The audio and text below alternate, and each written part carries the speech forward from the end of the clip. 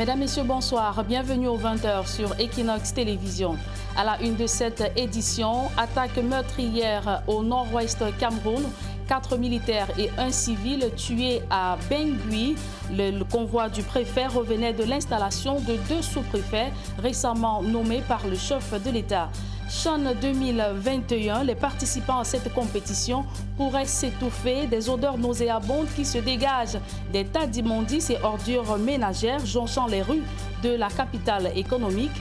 Une situation qui agace les habitants à 10 jours du coup d'envoi de la compétition. Voilà pour le sommaire.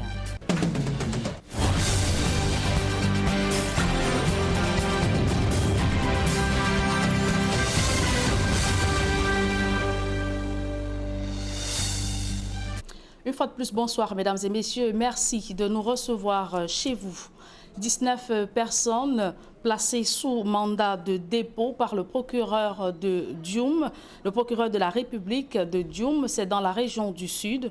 Les populations manifestaient leur mécontentement pour le non-paiement de leur indemnisation depuis plus de 4 ans dans le projet de bitumage du tronçon routier Bikula-Dioum. D'autres précisions dans ce reportage de Joseph Benabena.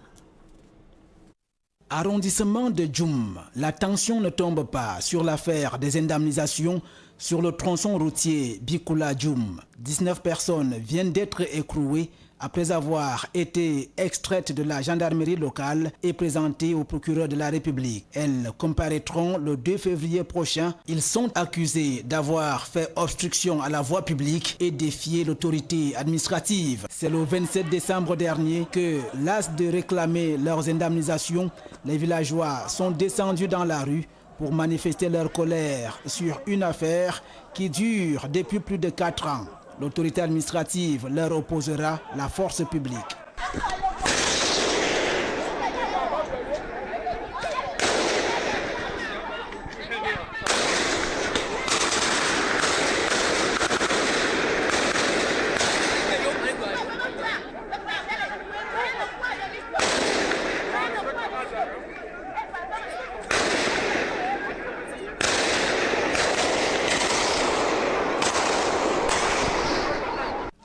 Gaz lacrymogène, projectiles, l'affrontement est vif. Une dizaine de personnes blessées côté civil et plusieurs mises aux arrêts.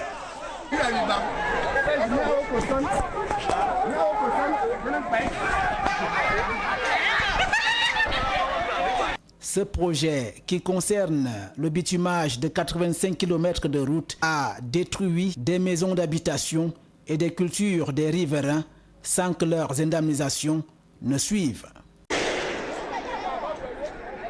Plus d'une centaine d'étudiants en Master 2 de l'Université de Yaoundé 2 à Soa sont dans la tourmente faute de ne pas soutenir leur mémoire de fin de cycle depuis plus d'1 an.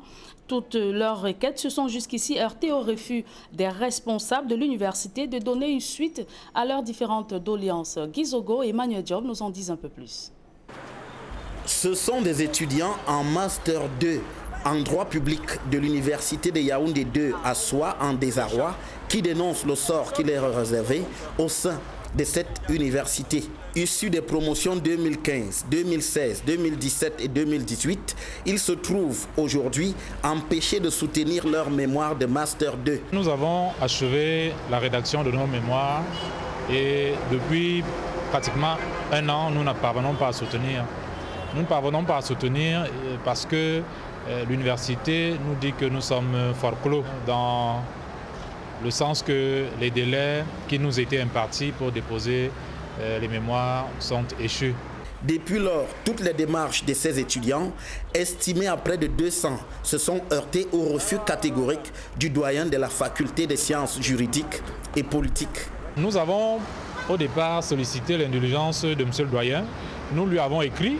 Nous l'avons rencontré, nous avons causé avec lui. À la rencontre, il s'est montré réticent à notre doléance. Et nos correspondances sont restées lettres mortes jusqu'ici.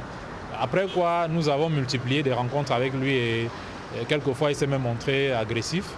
Encore moins, le ministre de l'Enseignement supérieur, sollicité par ces étudiants, n'a pu trouver une issue à leurs préoccupations, tout comme le recteur de l'université de Douala, pourtant candidat un temps, a volé au secours de ces jeunes en détresse. Nous sommes allés au ministère de l'Enseignement supérieur pour rencontrer monsieur le ministre d'État. Nous ne l'avons pas rencontré personnellement. Nous avons rencontré une de ses proches collaboratrices, en la personne de Madame Na, qui nous a conseillé de retourner à l'université rencontrer le recteur.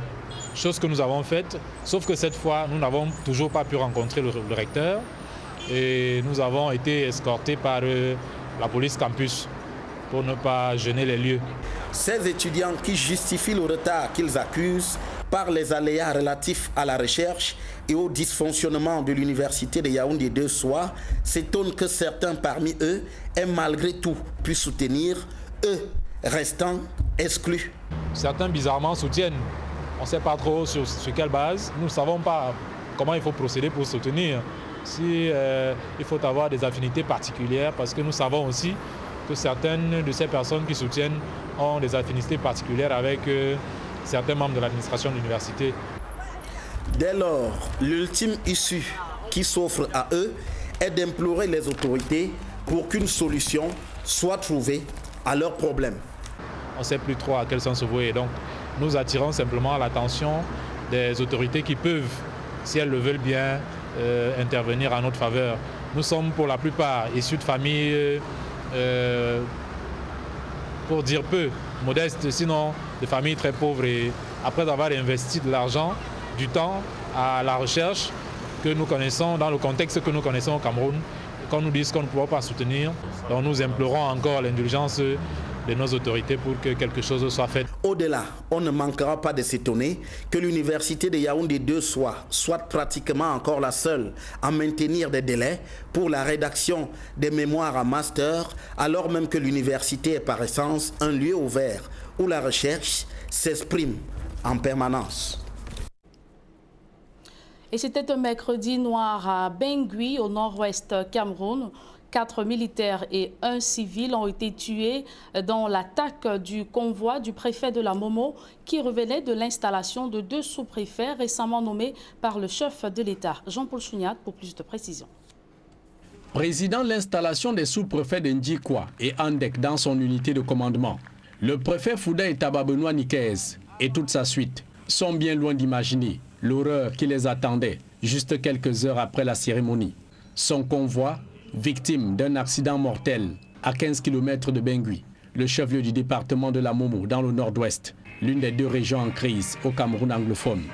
De sources sécuritaires confirmées par le gouverneur du nord-ouest, Adolphe Tchofolili l'Afrique, 5 personnes ont perdu la vie, parmi lesquelles 4 militaires et 1 civil. Bekin Djeme Iyabo, la déléguée départementale de la communication pour la Momo. D'après les premiers éléments d'enquête et les témoignages des rescapés, le convoi du préfet Fouda Etaba a été la cible d'une attaque des séparatistes armés très actifs dans la zone. En plus de 3 blessés graves, le préfet et des membres de son état-major auraient échappé de justesse à l'engin explosif improvisé, planté en pleine route. En attendant les résultats complets des investigations en cours, aucun groupe sécessionniste armé n'a jusqu'ici revendiqué cette attaque, qui fait ainsi des morts de trop depuis le déclenchement de ce conflit armé en 2016. Et c'est un ouf de soulagement pour les populations de la ville de Bafoussam, dans la région de l'Ouest Cameroun. Un gang de présumés braqueurs et assassins qui semait la terreur dans la localité est tombé dans les filets du commissariat de sécurité publique. N'eût été l'intervention des forces de maintien de l'ordre, ces hors-la-loi auraient été victimes d'une vindicte populaire. Leclerc Saken.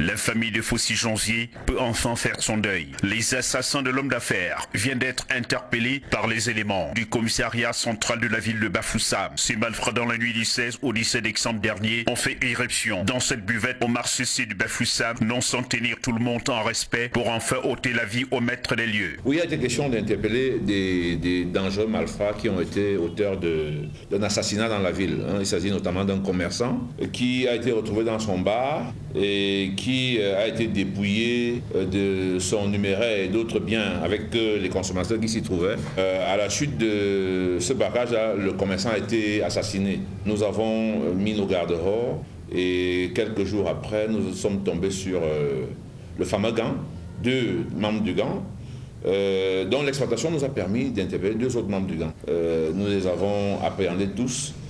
Après exploitation, il est ressorti que c'est eux effectivement qui avaient assassiné ce commerçant quelques jours avant et qui avaient dépouillé un commerçant à l'entrée de chez lui. L'adrénaline va monter lors de la reconstitution des faits. Donc, quand tu as tendu la main, le père a dit qu'on peut arranger. Il a sorti ma chaise. Qui entrait? Qui entrait? C'est lui. Qu'il a fait comme ça? Ouais. C'est où toi tu as tiré? Ouais, c'est lui qui tire. Ah, c'est lui qui a demandé que tu tires. Oui. C'est où tu as tiré sur le père. Bah, quand tu as tiré sur le père est tombé. Oui. Vous avez fait coucher les 2 qui ont été couchés? Les 2 qui ont été couchés au sol. Oui. Après, vous avez traversé. La foule en furie n'avait que seul mot au bout des lèvres, la vengeance.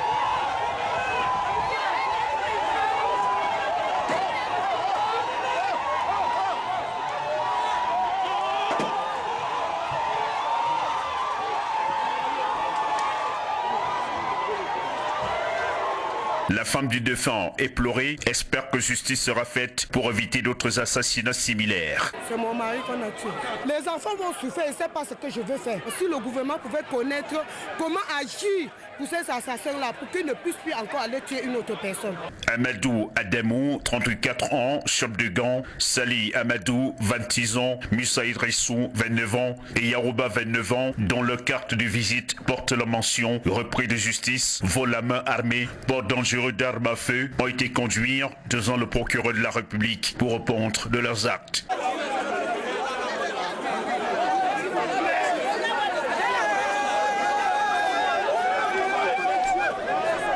Rendons-nous à présent dans la localité de Babété, à l'ouest Cameroun, où une famille est inconsolable. 2 enfants âgés respectivement de 2 et 3 ans ont été retrouvés morts dans un puits. Ils ont disparu peu après leur retour de l'école. Les fouilles et les recherches ont permis de leur retrouver. Xavier Foka pour plus de précisions. C'est dans ce puits à ciel ouvert qu'ont été repêchés les dépouilles de la petite Dwikem Akange, 2 ans, et son cousin Kueda Abdou Johnson Ibrahim, 3 ans. La scène macabre se déroule au village Babété à Bouda, dans le département des Bamboutos, c'est à l'ouest du Cameroun. Ils ont disparu peu après leur retour de l'école. La maman de la petite Akange raconte. J'ai constaté la disparition des enfants, c'était vers les 17 heures. Il y avait certains enfants qui jouaient à l'école. Je suis partie là-bas les regarder, je ne les ai pas vus. J'ai commencé à me balader, chercher les enfants. C'était maintenant vers les trucs de 17h30, 18h. Bien après qu'on était en train de crier, il y a notre voisin qui est venu demander si on cherche les enfants. Je lui ai dit oui. Il a dit qu'en tirant, il a tiré l'eau, il y avait la saleté dedans. Le voisin en question, c'est lui, Fofou Joseph, propriétaire du puits meurtrier. Il donne sa version des faits. J'allais derrière pour puiser l'eau dans le puits. C'est là où j'ai trouvé que le seau est suspendu et toute la corde est dedans. Et j'ai vu un peu de machin là. J'ai directement pensé à mes 2 filles. Parce que j'ai 2 petites filles aussi qui fréquentent là-bas. J'ai directement pensé à ça. Je me suis dit, où sont les enfants? J'ai demandé à leur grand frère, où sont les enfants? Cherchez-les. Ils ont dit que non, on les a vus là-bas. Et en disant que je regardais la route, je les ai vus venir. Donc quand ils sont venus comme ça, je me suis plus inquiété. Je me suis dit que ce sont eux, les petits-enfants qui ont pris le seau pour jeter. C'est quand leur maman rentre, je lui demande, en partant, vous avez jeté le seau dans le puits. C'est le puits suspendu sur le puits. Là, elle a dit non. Elle a pu le laisser à côté, comme les enfants. Les petits-enfants là vont venir laver les mains et manger. C'est en ce sens-là qu'elle a appelé aussi les enfants, elle a interrogé les enfants. Mon garçon là, je dis pas faut fermer le portail. Il revient nous dit que le blindé est en train de pleurer, que que cherchent ces enfants et tout. C'est là que je dis, les signes que j'ai vus là, ça ne peut pas être ça. Je suis sorti, j'ai demandé à Brenda. Je lui ai posé la question, Brenda, papa, j'ai dit, tu cherches des enfants depuis que elle me dit 17h. Je dis non, je suis rentré à Bouddha, il était 16h26. Il dit, nous, on les a même vus au Carrefour là-bas. C'est là où on a commencé à fouiller. On a fouillé tout le quartier, on a fouillé, on n'a pas trouvé avant que moi-même j'ai insisté qu'on fouille le puits. Et je suis venu leur montrer les traces qu'on a glissées sur le papa. Après la fouille effectuée dans le puits, les 2 corps sont finalement repêchés et déposés à la morgue de l'hôpital du district de Bouddha par les éléments de la gendarmerie. Alors qu'une enquête est ouverte pour faire toute la lumière sur cette histoire, les parents sont appelés à plus de vigilance et les populations à revoir la qualité de construction des puits dans les villages. Évoquons à présent le cri de détresse des populations et conseillers municipaux de la commune de Ndjombe-Pendia dans le département du Mungo. Ils se plaignent de ne pas bénéficier des retombées de l'exploitation minière de leur localité qui est plongée dans le sous-développement et la pauvreté depuis des années. Jacques Molon et Eric Fopoussi. À la rivière, comme dans une cour de récréation, et exposée au risque d'une eau infestée, comme ultime recours, les populations de la commune de Ndjombe-Pendia, département du Mungo, région du littoral, souffrent sérieusement. Tout le temps, on coupe. Les gens souffrent. Tu vois les vieux, maman, les vieux papa qui portent les bouteilles d'eau et qui de loin, les gens, les infirmes, qui viennent pour chercher de l'eau à boire parce qu'ils n'ont pas de l'eau à boire. Ce sombre tableau est un bref aperçu du désarroi vécu dans cette commune. Aucun marché construit, avec des commerçants qui étalent leurs marchandises à même le sol, des rues couvertes de poussière et puis encore une insuffisance des infrastructures routières. Nous avons beaucoup de problèmes. Le premier problème, c'est qu'on n'a pas de pont pour arriver chez nous. Nous avons un problème de route, donc nous ne savons pas si la mairie peut nous aider. Malgré ses multiples richesses naturelles, notamment ses très célèbres carrières de pouzzolane, la commune de Ndjombe-Pendia reste coincée dans un sous-développement endémique. Pour les conseillers municipaux réunis en session budgétaire, quelque chose doit être fait. Leur localité ne mérite pareille situation. Ndjombe-Pendia, tel que nous le voyons, ne mérite du tout pas la physionomie d'une ville qui regorge autant de potentialités en termes de richesses naturelles. Pour l'exercice 2021, le budget de la commune s'équilibre en recettes et en dépenses à la somme de 1 786 810 000 francs CFA contre 676 683 650 francs CFA pour celui de 2020. Soit une augmentation de 1 110 126 350 francs CFA. Nous venons de voter le tout premier budget de notre vision, avec donc ce que cela comporte comme projet.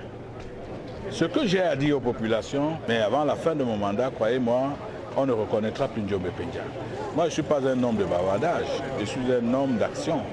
Je peux vous rassurer que je suis en train de m'apprêter à apporter de grands bouleversements dans ma localité. Le représentant de l'État à cette session budgétaire, le sous-préfet de Ndjombe-Pendia, Abdoulaziz Njoya Poumié, a encouragé l'ensemble des conseillers et l'exécutif municipal à travailler en synergie pour répondre aux demandes des populations et à optimiser les nombreux atouts de leur commune.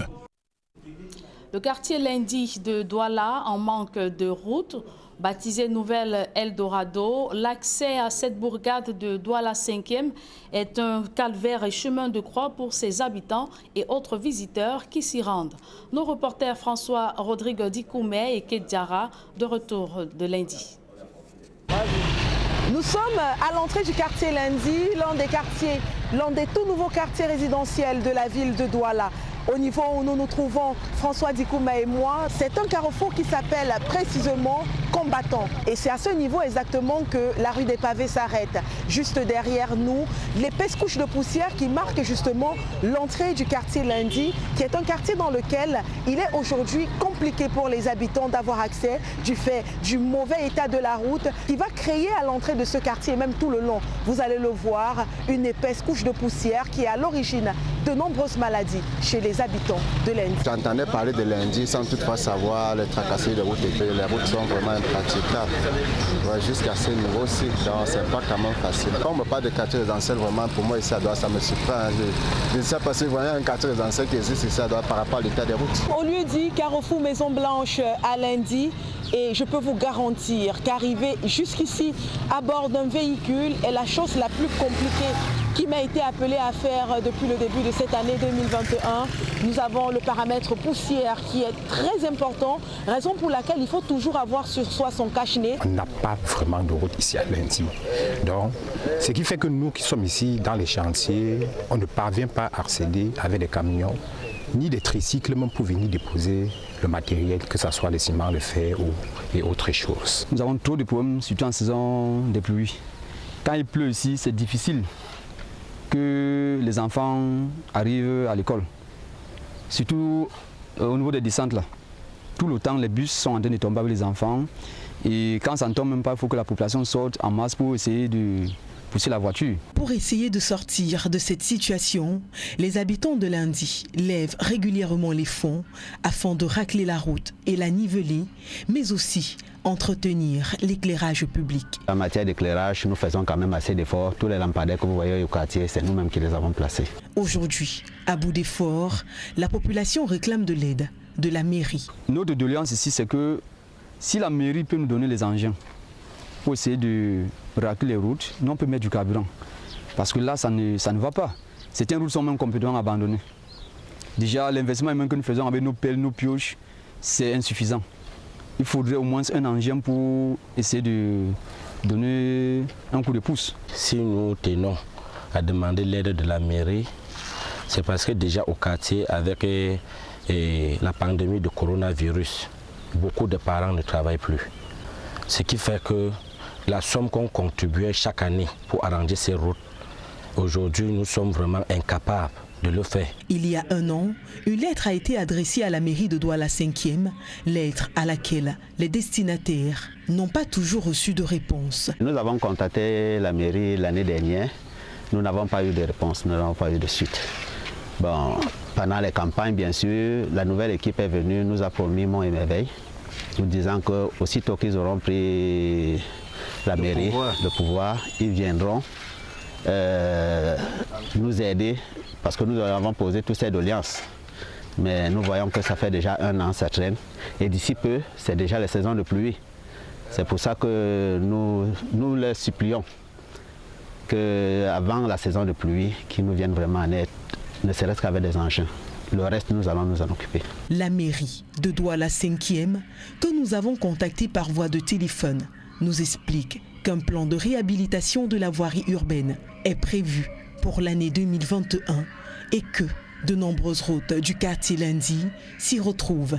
Après notre tournée de plusieurs heures dans le quartier Lundi, dans l'arrondissement de Douala 5e, nous arrivons à cet endroit qui marque à la fois la porte d'entrée et de sortie du quartier Lundi. Derrière nous, vous pouvez apercevoir des maisons haut de gamme qui font de ce quartier un quartier résidentiel, maisons qui sont noyées dans cet épais nuage de poussière qui constitue véritablement la base de ce quartier.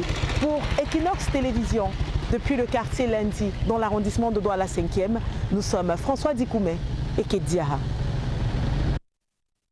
Ouvrons à présent la page santé de ce journal. Les accouchements à domicile ou accouchements traditionnels sont monnaie courante dans la région de la Damawa. Des pratiques à l'origine du décès de nombreuses femmes enceintes et de leurs nourrissons. Et pour mettre un terme, les autorités et les forces vives de cette localité misent sur la sensibilisation et la construction des maternités pour un meilleur accueil des patients. Gladys Dié et Amadou Dairo. Sur un échantillon de 600 femmes enceintes dans la localité de Ngaoui, dans le département du Mbéré, région de l'Adamawa, plus de la moitié donnent naissance à la maison. Les accouchements à domicile dans cette partie du pays sont récurrents.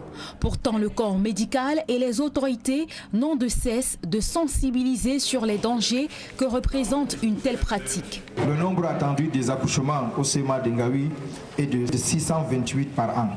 En 2019, nous avons reçu 372 accouchements réalisés et en 2020, 363 accouchements réalisés. Vu l'écart, il y a un bon nombre de femmes qui accouchent encore à domicile. L'occasion m'est offerte d'encourager les populations à fréquenter la formation sanitaire qui est la leur et par ailleurs les femmes de fréquenter le service de maternité. Il y en a les femmes qui sont rebelles pour venir à l'hôpital. Il y a celles dont ils accouchent à la maison. Parfois, on vous appelle d'aller intervenir au quartier parce que on t'appelle, tu ne peux pas refuser que si l'enfant est là dehors, tu ne peux pas refuser de ne pas partir. Parfois, tu peux seulement intervenir et tu fais le counseling et amener l'enfant pour continuer la suite à l'hôpital. Ou bien parfois, il y a celles qui arrivent avec qui ont accouché et qui arrivent avec peut-être les problèmes de placenta prévus, les problèmes de rétention et tout. Ils viennent te trouver avec ça à l'hôpital et tout. Tu es obligé d'intervenir. Un autre fait à relever, c'est la faible capacité du centre médical d'arrondissement face au nombre de femmes enceintes qui y sont reçues.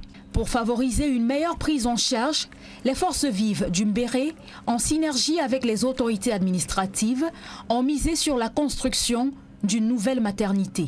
On travaille pour que la population soit bien. Et pour que la population soit bien, il faut que la femme accouche dans les meilleures conditions. Vous savez que sans la femme, on n'est rien. Donc c'est pour ça que nous prenons les dispositions pour que toutes les femmes de Ngaoui et du Mbéré en particulier accouchent dans les meilleures conditions. Aux médecins, aux infirmières de faire bon usage. Nous avons invité les populations à fréquenter cette formation hospitalière, les femmes à venir accoucher dans cette formation, dans cette maternité. Une mutualisation des forces qui permettra aussi de limiter au mieux les cas de mortalité maternelle et infantile. Selon l'enquête démocratique et de santé au Cameroun, le ratio de mortalité maternelle est de plus de 800 décès pour 100 000 naissances vivantes. Et du sport dans ce journal, sur la route du CHAN 2021, les pays favoris seront-ils vraiment favoris pendant la compétition? Selon des analystes, les pays comme la RDC, la Tunisie, la Libye et le Maroc sont à craindre pour avoir remporté au moins une édition du CHAN. Cependant, le Cameroun, l'Ouganda, le Mali et la Zambie ont également leur mot à dire au cours de cette fête continentale. Sylvestre Zangaou. Avec 4 participations au CHAN, dont 2 éditions remportées, la RDC figure parmi les favoris de l'édition 2021 du championnat d'Afrique des Nations. Comme Atout des Léopards à prime, la qualité du championnat de leur pays, avec des clubs comme le tout-puissant Mazembe ou encore l'AS Vita Club, qui figure parmi les meilleurs du continent africain. La République démocratique du Congo remporte la première édition du CHAN en 2009 en Côte d'Ivoire, face au Ghana, battu en finale 2-0. Les Léopards A' remportent la compétition pour la seconde fois, en 2016 au Rwanda. Ils s'imposent sur le Mali en finale 3-0. Un autre pays qui peut se bomber le torse d'avoir déjà remporté le championnat d'Afrique des Nations, c'est la Tunisie. Les Aigles de Carthage A', lors de la deuxième édition organisée au Soudan en 2011, s'imposent sur l'Angola 3-0. Des buts de Traoui, Daoudi et Daradji. La Libye, qui traverse une situation sociopolitique tendue, succède à la Tunisie en 2014 en Afrique du Sud. Les Libyens s'imposent sur le Ghana en finale au tir au but 4-3. Le dernier pays à avoir remporté le championnat d'Afrique des Nations, c'est le Maroc, pays hôte de l'édition de 2018. Le Maroc, après un parcours remarquable, domine largement le Nigeria en finale 4-0. La plupart de ces pays, qui s'inscrivent parmi les favoris de l'édition 2021 au Cameroun, ont en commun la qualité de leur championnat, avec un bon niveau de jeu, grâce à la présence des meilleurs joueurs qui évoluent sur le continent africain et au traitement professionnel qui leur est réservé. Pour leur régularité dans la compétition, le Mali, le Rwanda et la Zambie, qui comptent 3 participations sur 5, l'Ouganda et le Cameroun 4 participations, sont des adversaires dont il faudra également se méfier. Un public reportage dans ce journal. C'est un ouf de soulagement que peuvent désormais pousser les femmes et enfants des personnes incarcérées dans le cadre des marches pacifiques du 22 septembre 2020. Grâce aux dons en denrées alimentaires à elles apportés par l'ONG Cameroun Weekend, elles ont pu passer d'agréables fêtes de fin d'année. Reportage. Pour ces familles privées de la chaleur paternelle depuis le mois de septembre 2020, elles sont réunies dans cette salle d'un hôtel à Douala, dans la capitale économique, en vue de recevoir les nombreux cadeaux d'une organisation non gouvernementale qui a compris le vide qu'elles connaissent depuis l'incarcération des maris, des pères et frères dans les prisons camerounaises après les marches pacifiques du 22 septembre 2020. Un geste de cœur qui aura permis à ces femmes et enfants de vivre les fêtes de fin d'année dans l'allégresse au-delà de l'absence du parent. Pour moi, c'est un sentiment d'accomplissement parce que je suis heureux dès que celui qui a été choisi, voilà, un bon serviteur pour porter cette manne auprès des personnes nécessiteuses. L'organisation non gouvernementale en action porte le label de Cameroun Weekend qui choisit d'ouvrir son cœur à ces nécessiteux et rappeler que malgré les situations sociopolitiques que traverse le Cameroun, il y a de l'espoir. Une action qui aura notamment permis aux femmes des prisonniers de la marche pacifique du 22 septembre dernier de dire leur satisfaction tout en relevant des attentes particulières de cette ONG Cameroun Weekend.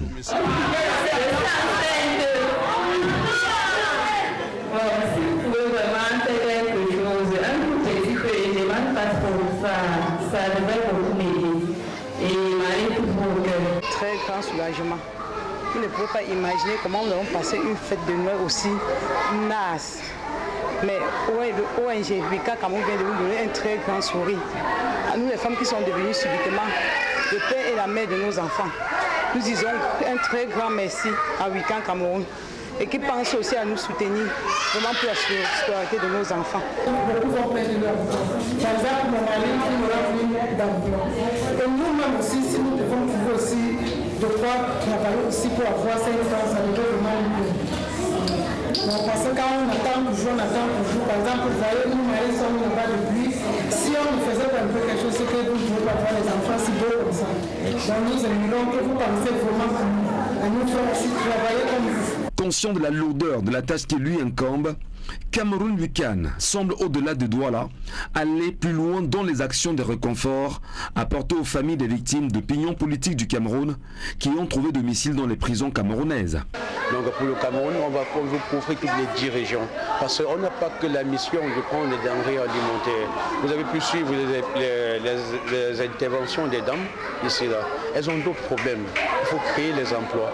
Action de générosité et de compassion, l'ONG Cameroun Weekend au chevet des femmes et enfants revêt le caractère humanitaire et de grande complicité. Ils étaient un peu plus de 600 arrêtés lors de la marche pacifique du 22 septembre 2020. Un peu plus de 130 aujourd'hui sont traduits devant les tribunaux. Une situation que l'ONG suit de très près avec les familles des détenus. Mesdames, Messieurs, c'est avec ce public reportage que nous mettons un terme à cette édition du journal. Merci de l'avoir suivi. Retrouvez Serge Alain autour et ses invités pour la deuxième partie d'Equinox Soir. Serge Alain. Nos forces de défense et de sécurité en deuil après l'attentat de Bangui. Il faut dire, Serge Alain-Outou, que l'horreur s'est produite ce mercredi à 15 km de Bangui, au nord-ouest Cameroun. C'est dans le département de la Momo. Le convoi du préfet, qui revenait de l'installation de 2 sous-préfets récemment nommés par le chef de l'État, est tombé dans une embuscade tendue par les séparatistes. Le bilan fait état de 5 morts, dont 4 militaires et 1 civil. 19 villageois placés sous mandat de dépôt à Djoum. Il faut dire que les populations de Djoum, dans la région du Sud, en avaient marre des promesses non tenues des autorités de cette ville ou des pouvoirs publics dans le cadre du projet de construction du tronçon routier Bikoula à Djoum. Pour faire entendre leur voix, elles sont sorties en masse pour manifester leur mécontentement. Et vous avez vu, elles ont été refoulées à coups de gaz lacrymogène par les forces de maintien de l'ordre. Et le procureur de la République de Djoum a procédé à leur mise sous mandat de dépôt. Serge Alot. Voilà, madame, monsieur, c'est donc l'essentiel Equinox Soir, deuxième partie. Bonne soirée à vous, Julienne Berthe-Bissaye. Très bonne soirée à vous, Serge Alot. Rendez-vous demain. 20h. Dans un